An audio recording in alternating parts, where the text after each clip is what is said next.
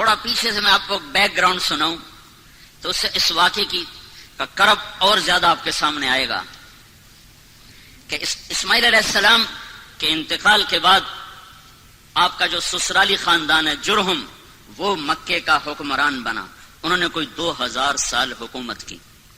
پھر ان کے ظلم و ستم پر بنو خزاعہ نے ان کو نکالا اور وہاں اپنی حکومت قائم کی دوسری صدی عیسوی میں. تو عمرو بن حریث جرہمی نے زمزم کا کنواں بند کر دیا اور پتھر اکھاڑا حجر اسود اور زمزم کے کنویں میں ڈال دیا.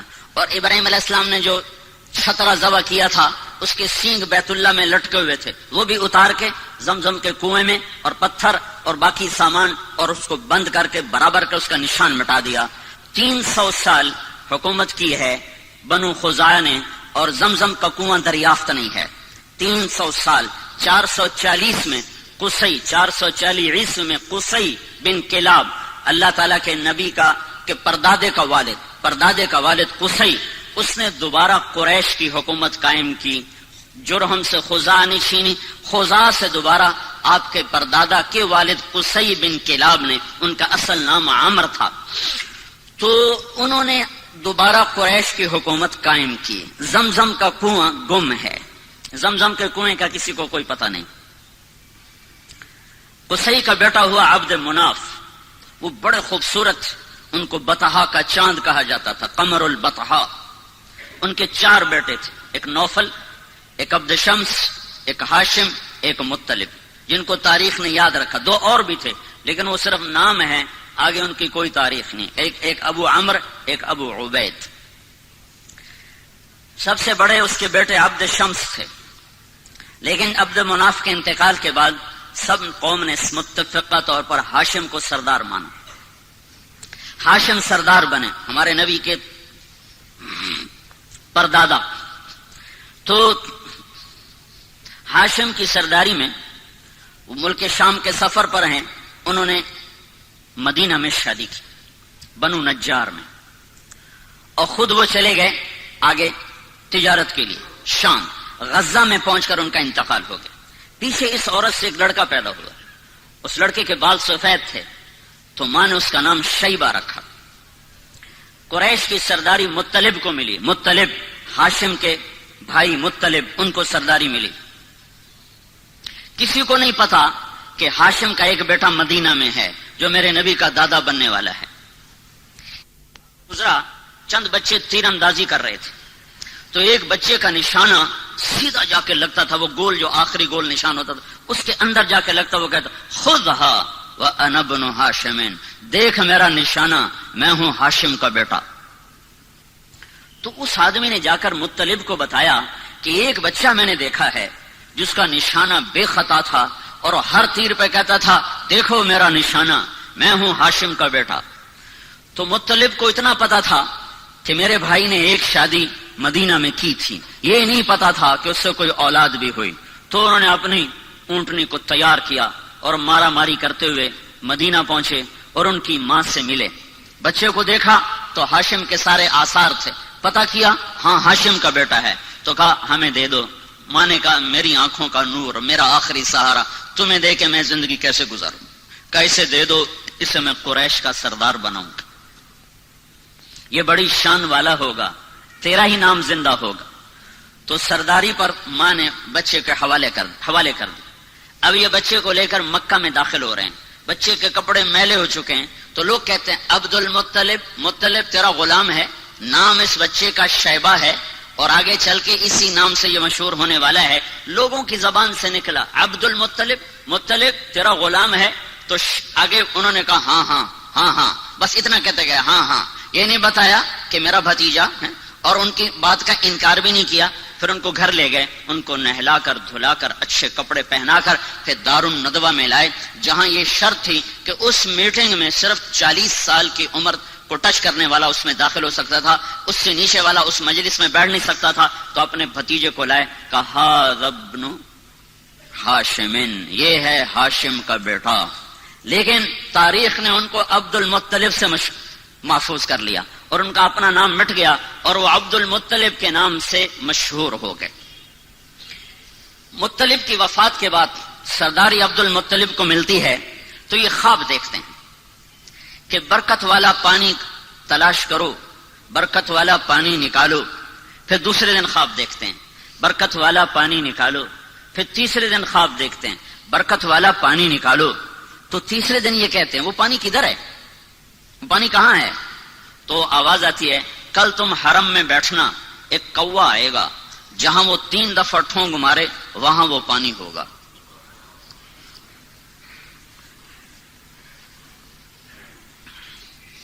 تو عبد المطلب صبح جا کے حرم میں بیٹھ گئے دار الندوہ ملتزم کے ساتھ. ایک کوا آیا جہاں زمزم کنواں، وہاں کے بیٹھا، ایک ٹھونگ ماری، پھر دوسری ماری، پھر تیسری ماری، پھر وہ اڑ گیا.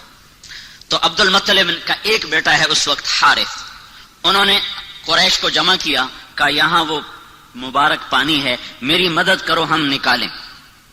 اور کہا کوئی نہیں ایسے ہی سر پھوڑنا، پتھروں سے لڑنا کوئی آسان کام ہے؟ کچھ نہیں ہے. اس نے سب کی منتیں کی، کوئی نہیں مانا. تو دونوں باپ بیٹا مل کر کھودنے لگے. کھودنے میں آئی دقت، تو عبد المطلب کہنے لگے وہ بھی کوئی آدمی ہے جس کی اولاد نہ ہو. اس کو فخر سمجھا جاتا تھا، اولاد کی کثرت کو فخر سمجھا جاتا تھا، اور یہ آج بھی فخر ہے. یہ مغرب کی اندھی تہذیب نے کم بچے خوشحال گھرانہ، یہ بڑا عذاب ہے، بڑا عذاب ہے، بڑا عذاب ہے. جاؤ دیکھو، وہ دیکھ رہے ہیں ان کی نسل ختم ہو رہی ہے اور مائنس میں جا رہی ہے، مائنس میں جا رہی ہے. اللہ کی تقدیر سے لڑنا اپنا ماتھا پھوڑنے والی بات ہے. تو وہ کہنے لگے آج قریش میرا ساتھ نہیں دے رہے، اگر اللہ نے مجھے 10 بیٹے دیے اور 10 کے 10 جوان ہو گئے تو میں ایک کو اللہ کے نام پہ ذبح کر دوں گا. یہ منت مانی اس تنگی کو دیکھ کر کہ کوئی ساتھ دینے والا نہیں ہے. تو کرتے کرتے کرتے وہ کنویں کے آثار ظاہر ہو گئے اور اس میں سے سامان نکلنا شروع ہو گیا، اور وہ حجر اسود نکل آیا اور وہ سینگ نکل آئے. تو سارے قریش آ گئے، عبد المطلب ہمیں کنویں میں حصے دار بناؤ. کہ سب دفع ہو جاؤ، کسی کا کوئی حصہ نہیں، اب یہ صرف میرا ہے اور میری اولاد کا ہے.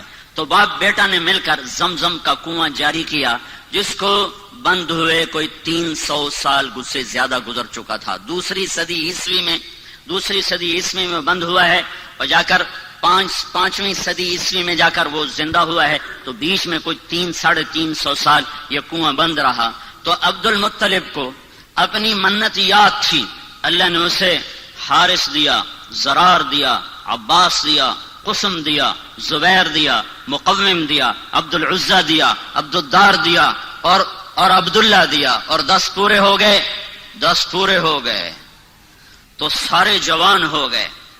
تو اس نے سارے بچوں کو اکٹھا کیا حرم میں، کہا بیٹھو میں نے منت مانی تھی کہ اگر اللہ نے مجھے 10 بیٹے دیے اور 10 جوان ہو گئے تو میں ایک کو اللہ کے نام پہ قربان کروں گا، تم تیار ہو؟ تو 10 نے کہا ہم تیار ہیں. پھیر دے چھری، پھیر دے.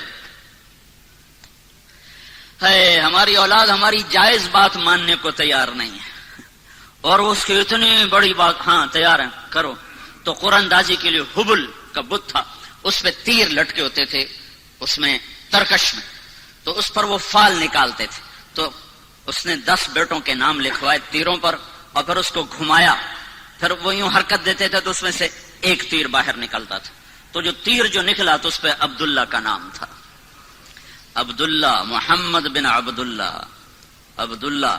اور عبداللہ عبد المطلب کے سب سے محبوب بیٹے تھے، سب سے چہیتے بیٹے تھے، اور سارے مکہ کی وادی میں سب سے حسین نوجوان تھے. ہر عورت تمنا کرتی تھی کہ میرا اس سے نکاح ہو جائے.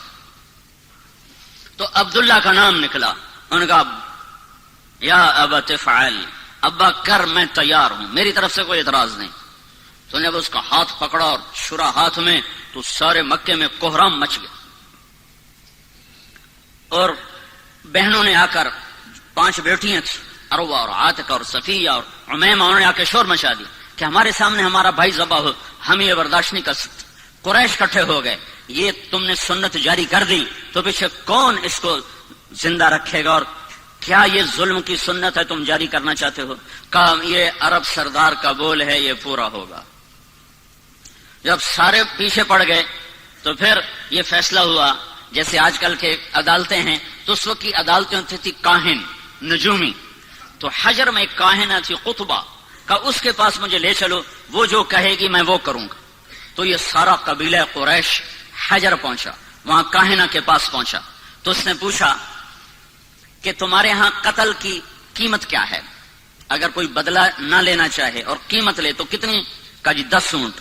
کہ ایک تیر پہ لکھو 10 اونٹ اور دوسرے تیر پہ لکھو عبداللہ، اور جا کر وہاں اسے گھماؤ، جب تک عبداللہ کا نام نکلتا رہے اونٹ بڑھاتے جاؤ، 10 کے 20 کرو، 20 کے 30 کرو، 30 کے 40 کرو، جب اونٹوں کا نام نکلے تو عبداللہ کو چھوڑ دو اور جتنے اونٹ نکلیں اتنے ذبح کر دو۔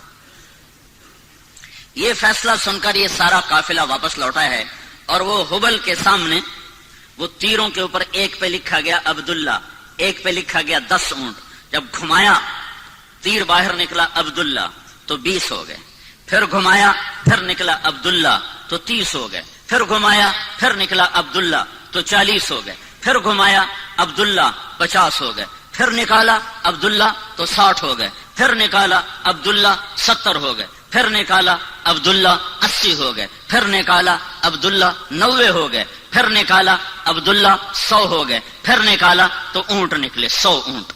تو سارے قریش نے کہا الحمدللہ، بات ٹھیک ہے 100 اونٹ۔ عبد المطلب نے کہا نہیں، ایک دفعہ اور کرو۔ دوبارہ کیا تو پھر 100 اونٹ، پھر انہوں نے کہا نہیں ایک دفعہ اور کرو، پھر 12 کیا تو 100 اونٹ۔ تو اس پر عبد المطلب نے 100 اونٹ ذبح کیے، اور یہ عبداللہ سارے عرب کی مشہور شخصیت بن گئی، اور ان سے شادی کی تمنا ہر خاندان میں پیدا ہو گئی۔ یہ جنگل میں تھے کام کو گئے ہوئے، ان کو یہود نے پہچانا کہ یہ وہ آخری نبی کا باپ ہے، تو اس کو قتل کرنے کے لیے تلواریں نکالی، تو اچانک کچھ نورانی مخلوق ظاہر ہوئی اور انہوں نے یہود کو دھکے مار ان کی آنکھیں نکل گئیں اور وہ اندھے ہو کے ادھر گرے۔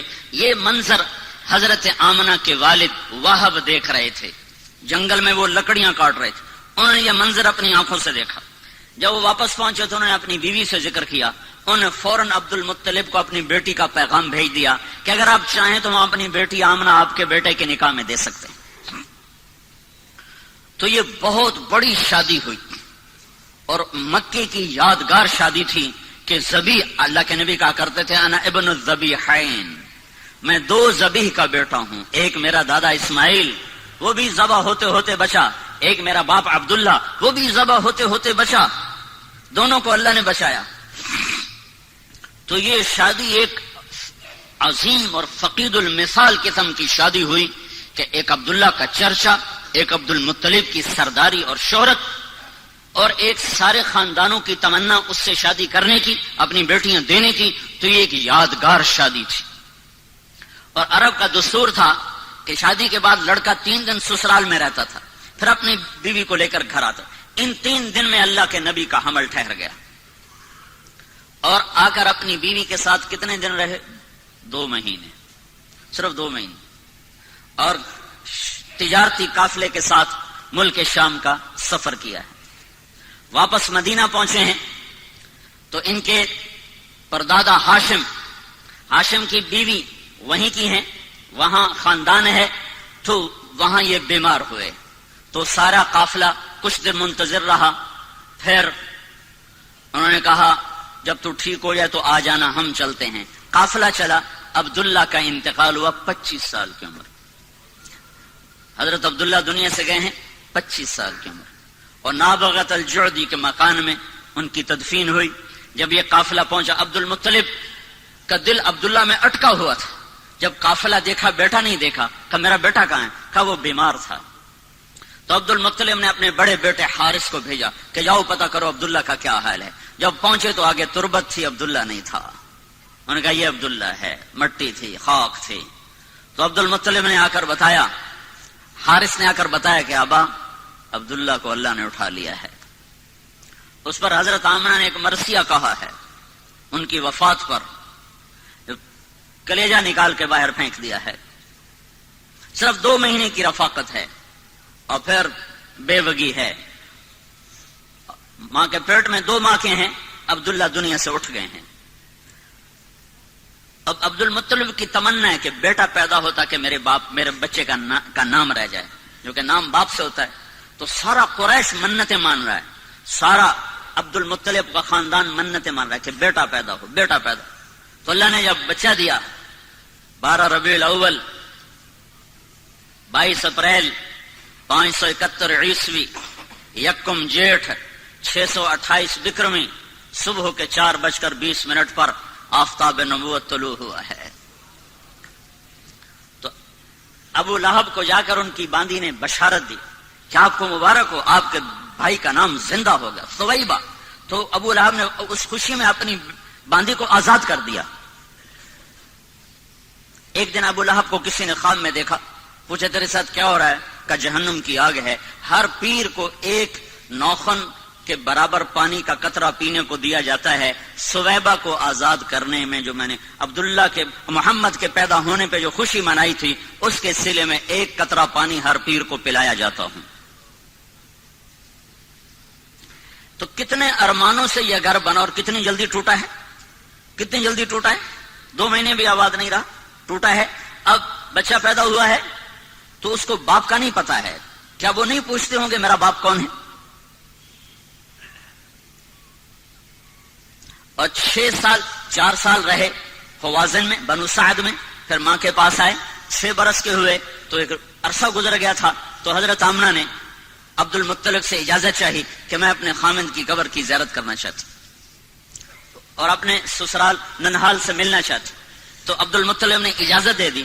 2 اونٹوں پہ یہ قافلہ چلا ہے، ایک اللہ کا رسول ہے، ایک ام ایمن آپ کے والد کی خادمہ ام ایمن، نام ان کا برکت تھا، مشہور ام ایمن تھی، ایمن کی والدہ، حبشی عورت تھی یہ، اور ایک حضرت آمنہ. یہ 3 افراد کا قافلہ مدینے پہنچا ہے اور نابغہ کے گھر میں اترا ہے. تو آپ تصور کرو جب پہلی دفعہ اللہ کے نبی باپ کی قبر پر گئے ہوں گے، کیا تصور، کیا تاثر ہوگا اس وقت اللہ کے نبی کا. اور آمنہ کا کیا حال ہوا ہوگا. آمنہ 25 سال کی ہو چکی اب، اور ماں اور بیٹا، اور آگے تربت ہے، قبر ہے.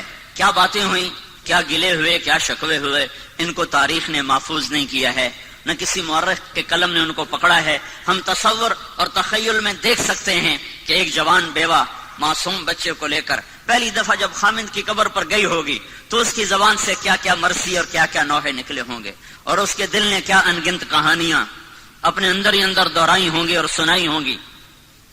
1 مہینہ وہاں قیام کیا ہے. 1 مہینہ کے بعد یہ قافلہ واپس مدینے کو چلا ہے، اور ابوا کے قریب پہنچ کر اچانک جیسے حسیب کی ماں کو اچانک موت نے پکڑا، حضرت آمنہ کو موت نے اچانک پکڑا ہے. کوئی بیمار نہیں ہے، کچھ نہیں ہے. بیمار ہوتی تو سفر کرتی. اس وقت کا سفر کوئی موٹر پہ تھا، اونٹنی کا سفر تھا. اچانک موت نے پکڑا ہے. اور میں نے سن 2000 میں جا کے قبر کی زیارت کی تھی. ابوا کے جنگل میں وہ قبر ہے. ایک رہبر ویسے کو نہیں جا سکتا، قدرت مہربان ہوئی، ایک رہبر مل گیا، اس کی وساطت سے ہم اندر گئے. ابوا کی بستی سے کچھ 4-5 کلومیٹر ایک سڑک نیچے پہاڑوں میں جاتی ہے. اس کے بعد وہ ہمیں کہاں لے گیا کچھ پتا نہیں، صرف وہ اپنی یادداشت کی سڑک پہ چل رہا تھا. اور ہمارے پاس ایک عرب کی جیپ تھی، اس میں ہم سوار تھے. اوپر نیچے ٹھوکریں کھاتے کھاتے کھاتے ادھر شام ہو رہی تھی. تو وہاں ایسے نوکیلے پہاڑ ہیں، اس طرح ان کی سب پہاڑوں کی جو نوکیں یوں، اور ان کی اونچائی بس جتنی یہ آپ کی مسجد کی چھت ہے اتنی اونچائی، بڑے پہاڑ نہیں، اتنے پہاڑ ہیں. ایک پہاڑ کے اوپر 20 بائی 20 یا 15 بائی 15 کا فرش، قدرتی فرش پہلے سے بچھا ہوا تھا. وہاں وہ قبر تھی. وہ پتہ نہیں اس وقت بدوؤں نے بنایا یا پہلے سے اللہ تعالیٰ نے وہ بنا کے رکھا تھا کہ یہاں محمد مصطفیٰ کی ماں کو جگہ دی جائے گی. تو وہاں اچانک موت نے پکڑا ہے، اور آپ اپنی ماں کے سرانے بیٹھے تھے اور خوف زدہ تھے، اور اپنی ماں کو بلاتے آگے جواب نہیں آتا تھا. پتہ نہیں کیا تکلیف ہوئی، اللہ ہی جانے، اللہ ہی جانے. مجھے ایسے خیال آتا ہے کہ دل کی تکلیف ہوئی ہوگی. جو اچانک جو موت آئی تو یہ خیال آتا ہے کہ غالباً اور بولا بھی نہیں جا رہا تھا.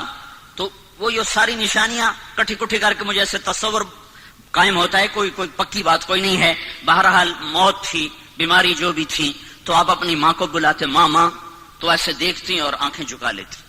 پھر جیسے بجھتی شمع بھڑکتی ہے تو انہوں نے اپنی ساری طاقت کو جمع کر کے کہا کل حی میت وکل جدید بال، ہر زندہ نے مرنا ہے اور ہر نئی چیز نے پرانا ہونا ہے. مجھے لگتا ہے میری موت آ چکی ہے، لیکن مجھے یقین ہے میرا نام باقی رہے گا کہ میں نے ایک ایسا بچہ چھوڑا ہے جو کائنات کو روشن کرے گا. اور یہ آخری کلمات تھے. او اللہ کے نبی نے ماں کے سینے پہ سر رکھا ہے. اب تصور 6 سال کا بچہ ہے. کاش تم وہ جگہ دیکھتے. میں نے ہزاروں دفعہ یہ قصہ سنا ہے اور ہر دفعہ میں روتا ہوں. اب تو ویسے ہی موقع ہی ایسا ہے کہ رونا آ رہا ہے. چاروں طرف وحشت ناک ویرانہ ہے. سن 2000 میں اتنی وحشت تھی تو 14 صدی پہلے وہاں کیا وحشت ہوگی. اور 6 سال کا بچہ ماں کے سینے پہ سر رکھا ہوا ہے. اسے نہیں پتا موت کیا چیز ہے، پہلی موت دیکھی ہے. لہٰذا وہ حیران ہے کہ میری ماں بولتی کیوں نہیں. تو کہتا ماں ماں تو بولتی کیوں نہیں. کس نے قبر کھودی یہ اللہ جانتا ہے. حضرت ام ایمن گئیں ابوا یا کوئی وہاں سے گزرا، ان دونوں میں سے کوئی ایک بات ضرور ہوئی ہے.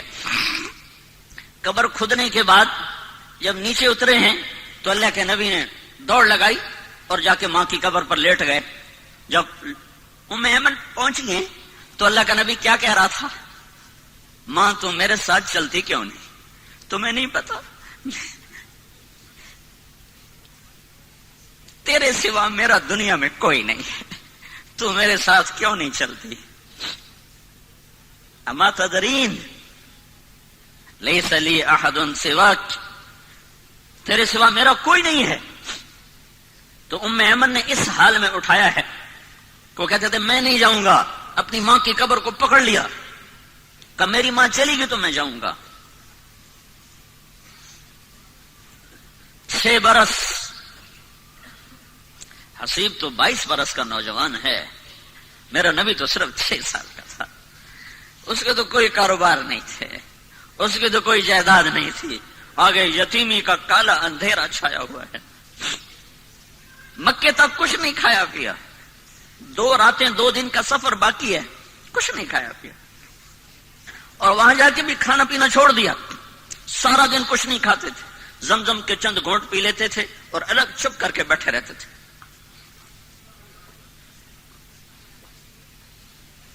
چھ سال کے بچے کو نہ ماں ملے نہ باپ ملے، اس کی کیا زندگی ہوگی. ہو کون والضحى واللیل اذا سجا. مجھے قسم ہے تیرے روشن چہرے کی، مجھے قسم ہے تیری سیاہ زلفوں کی، جس کے چہرے کی قسمیں اٹھائے، جس کی زلفوں کی قسمیں اٹھائے، جس کے بول کی قسم اٹھائے. وقیلہ یا رب ان ہؤلاء قوم لا یؤمنون. جس کے وجود کی قسم اٹھائے. لعمرک، مجھے تیری جان کی قسم.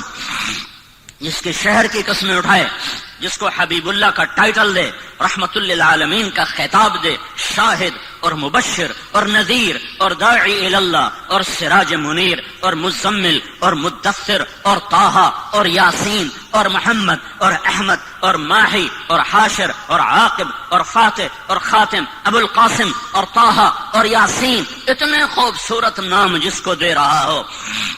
اور اس کے لیے تو سونے کے گھر ہوتے اور براق کی سواریاں ہوتی. ماں باپ سر پہ سایہ کیے ہوئے ہوتے. 6 سال کی عمر میں اٹھایا ہے. بوڑھا 102 سال کا دادا، 102 سال کی عمر. جب انہوں نے دیکھا اپنے پوتے کے آنسو تو ان کا سینہ غم سے پھٹ گیا. انہوں نے 24 گھنٹے کے لیے آپ کو ساتھ رکھا، لیکن آپ کا کھانا پینا چھوٹ گیا تھا سوائے زمزم کے پانی کے. کئی دن کچھ نہیں کھاتا. دادے کا آسرا ملا ہے تو 2 سال بعد اللہ نے کہا تو بھی واپس آ جا، تینوں نہیں ران دے. 2 سال بعد اس کو بھی اٹھا لیا ہے. تو میرے نبی نے کہا مجھے یاد ہے میں 8 سال کی عمر میں اپنے دادا کے جنازے کے ساتھ روتا ہوا جا رہا تھا. ابو طالب نے سنبھالا، لیکن ابو طالب غریب تھے، روٹی پوری نہیں کر سکتے تھے. آتا ہے آپ بکریاں چرا کے شام کو آ رہے تھے، ننگے پاؤں تھے، ننگے سر تھے، جوتا بھی نہیں تھا پہننے کو. مجھے مکے میں ننگے پاؤں چل کے دکھاؤ، تمہارے آبلے نہ پڑ جائیں تو تمہارا نبی 8 سال کی عمر میں ننگے پاؤں اس کے صحراؤں میں سارا دن بکریاں چراتا تھا کہ چند سکے ملیں گے جس سے میری روٹی چلے، کہ چچا غریب ہے. ویسے وہ سب کچھ قربان کر دیا ابو طالب نے، پر تھا ہی کچھ نہیں، شرافت تھی، رزق نہیں تھا. تو سارا دن آپ بکریاں چراتے تھے اور شام کو 8 سال کے بچے کھیلتے تھے اور تمہارا نبی بکریوں کے پیچھے ہوتا تھا کہ کچھ سکے ملیں گے جس سے میرے چچا کا بھی اور میرا بھی گزارا ہوگا.